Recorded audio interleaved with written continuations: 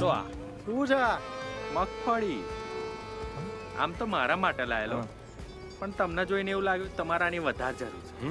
લો ખાઓ ફોલી ફોલીને, જે time pass થયો એ ખરો.